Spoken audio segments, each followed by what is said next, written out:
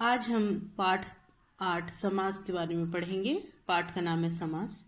समास क्या होता है, आप इस वीडियो के साथ अपनी बुक को भी देखें तो समझने में आपको आसानी होगी। समास क्या होते हैं। समास जैसे हम उदाहरण स्वरूप लेते हैं लाल किला। देखिए, लाल किला। लाल किला दो शब्दों से मिलकर बना है, लाल और किला। इसी तरीके से हम देखेंगे राजमहल। राजमहल दो शब्दों से मिलकर बना है, राज और महल। तब हमने देखा कि दो शब्दों को मिलाकर भी या दो से अधिक शब्दों को मिलाकर भी नए शब्द बनाए जा सकते हैं, किंतु इन शब्दों में आपस में कोई ना कोई संबंध अवश्य होना चाहिए। यानी कि परस्पर संबंधित दो या दो से अधिक शब्दों के मेल को समास कहते हैं। समास में अब जैसे हमने अभी देखा था लाल किला, तो इस पूरे बने हुए शब्द को हम समस्त पद या सामायिक पद कहते हैं। इसके दो पद होते हैं, एक पहला और एक दूसरा। उसे हम पहले वाले पद को पूर्व पद और दूसरे वाले पद को उत्तर पद कहते हैं। जैसे अब हम देखेंगे अकाल पीड़ित। आप देखेंगे यह समस्त पद है अकाल पीड़ित। अकाल पीड़ित में पूर्व पद कहलाएगा अकाल और उत्तर पद कहलाएगा पीड़ित। और अगर हम इसका विग्रह करेंगे, अलग अलग करेंगे, तो अर्थ आएगा अकाल से पीड़ित। इस तरीके से आप समझ गए होंगे कि क्या होता है, पहला पद कौन सा है और दूसरा पद कौन सा है। दोनों को मिलाकर समस्त पद बनता है। अब समास के जो भेद हैं वो 6 हैं। पहले हम जो पहला भेद देखेंगे वो है तत्पुरुष समास।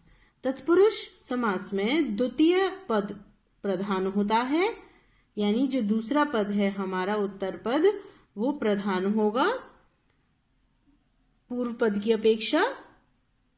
सामायिक पद का पहला पद संज्ञा अथवा विशेषण होता है।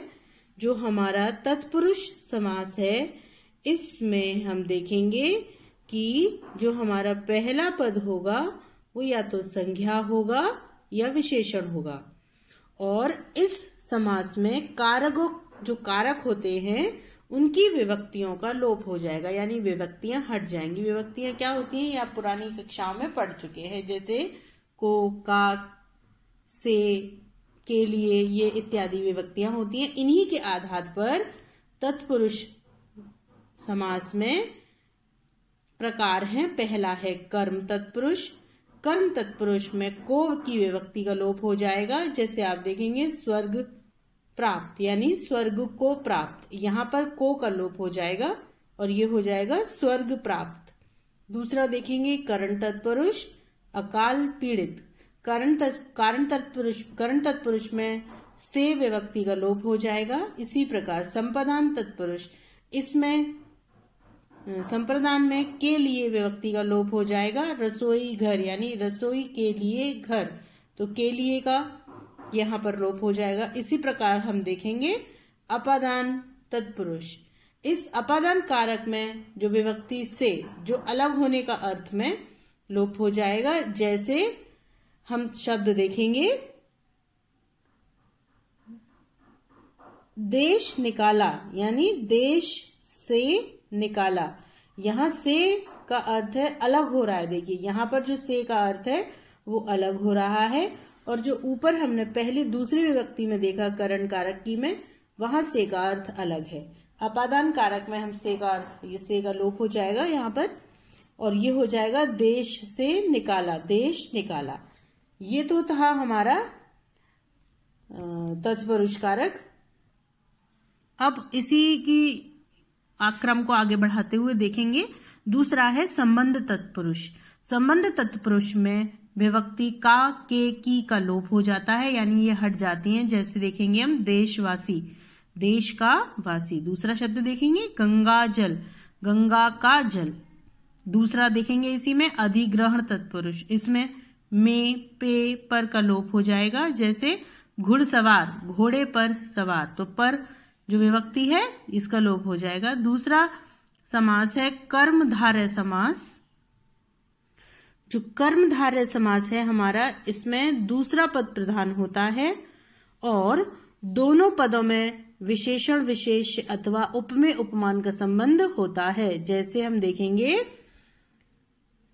नील कमल, नीला है जो कमल। अब देखिए यहां पर हमने देखा दूसरा पद प्रधान है, कमल। कमल कैसा है? जो नीला है।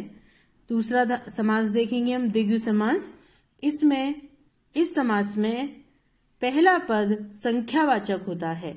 इसे पहचानना बिल्कुल ही आसान होगा आपके लिए। द्विगु समास में आगे शब्द जो हैं संख्यावाचक होंगे। जैसे चौराहा, चौ मतलब चार, जैसे हम कह सकते हैं दोराहा, तिराहा, तो तिराहा, ती मतलब यहाँ पर ती का अर्थ होगा तिराहा का तीन राहा, तीन आ गया, इसका अर्थ है कि यह द्विगु समास होगा। अब अगला देखेंगे बहुब्रीहि।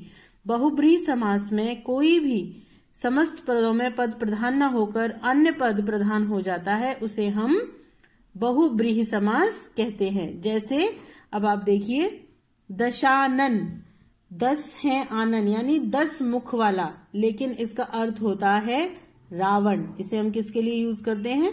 रावण। जैसे अब अगला देखिए, चतुर्मुख यानी जिसके 4 मुंह हो। चतुर्मुख मतलब जिसके 4 मुंह हो। अब 4 मुंह किसके हैं? ब्रह्मा जी के, यानी चतुर्मुख मतलब हो गया ब्रह्मा। यहाँ पद दोनों में न पहला पद प्रधान है न दूसरा पद प्रधान है, दोनों मिलकर एक नया अर्थ निकालते हैं, नया ही पद प्रधान हो जाता है, उसे हम कहते हैं बहुब्रीहि समास। दूसरा देखेंगे अब हम, द्वंद्व समास। वह समास जिसमें दोनों पद समान रूप से प्रधान होते हैं, यानी दोनों की जो इम्पोर्टेंस है, महत्व है, वो बराबर होगा। जैसे माता पिता दोनों की बराबर है, सुख दुख दोनों का बराबर है, यह समास कहलाएगा हमारा द्वंद्व समास। अगला देखेंगे अब हम, अव्ययी भाव समास। इसमें पहला पद प्रधान होगा अथवा अव्यय होगा। अव्ययी भाव समास पर सामायिक पद पर भी अव्यय बन जाता है। जैसे देखेंगे हम, आजन्म यानी जन्म से लेकर, भर पेट, पेट भरकर। अब हम उम्मीद करते हैं कि यह पाठ आपकी समझ में आ गया होगा। अगर समझ में आ गया है तो आप अभ्यास करें। अभ्यास को आप पेंसिल से भरें, आपको जल्दी ही अभ्यास किया हुआ प्राप्त हो जाएगा। फिर आप मिला लें और करने के बाद पुस्तक आपसे बाद में मंगाई जाएंगी। ये आपको पुस्तक में नहीं करना है, ये अभ्यास आपको कॉपी में करना है। ग्रामर की, हिंदी की जो कॉपी है आपकी, उसके अंदर पाठ को एक बार रीडिंग कर लेंगे।